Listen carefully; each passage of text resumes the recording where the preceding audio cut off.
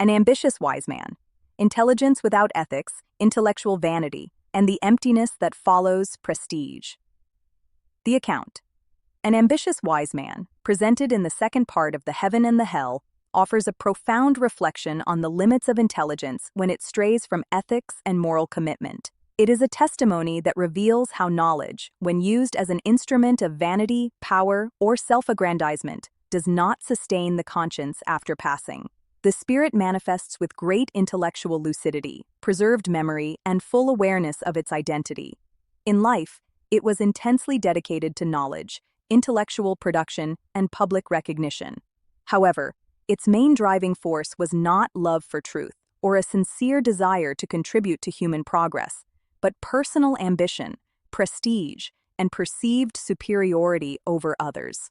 After death, this motivation reveals itself as a direct source of moral suffering. Modern deep psychology helps to understand this state by showing that an identity built exclusively on performance, recognition, and intellectual superiority generates internal fragility. When personal value depends on external perception, the loss of that mirror causes a profound emptiness. In the spiritual realm, where there is no applause, titles, or competition, this structure collapses. Spiritism clarifies that the suffering of this spirit does not stem from knowledge itself, but from the use made of it.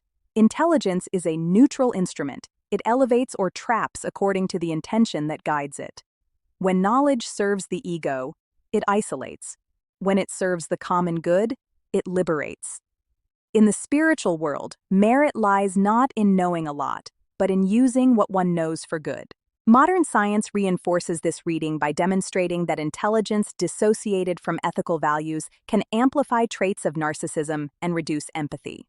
Studies in moral psychology indicate that cognitive development without ethical development creates profound imbalances in personality.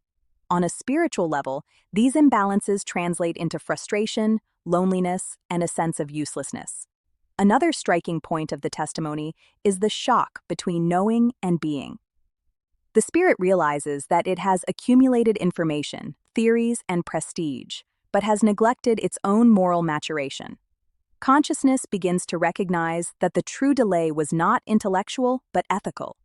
This recognition generates pain, but opens the way for real learning. Spiritism teaches that this state is not definitive. As the spirit understands that knowledge must be accompanied by humility, service, and responsibility, an inner reorientation process begins.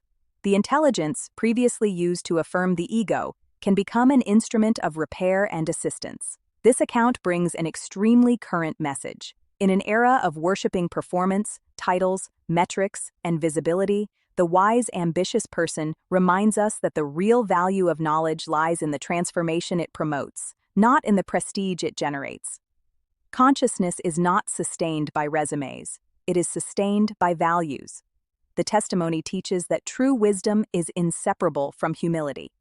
Knowing a lot is not enough. One must strive to be better. Intelligence that does not learn to serve becomes a burden to its own conscience. Reflecting on this account is an invitation to review the motivations in the present. Seeking knowledge with a spirit of service, cultivating intellectual humility, and using knowledge to alleviate suffering now is the safest way to avoid emptiness later. Consciousness grows when knowledge transforms into lived ethics. If this account helped you reflect on ambition, intelligence, and moral responsibility, like, share, and leave your comment.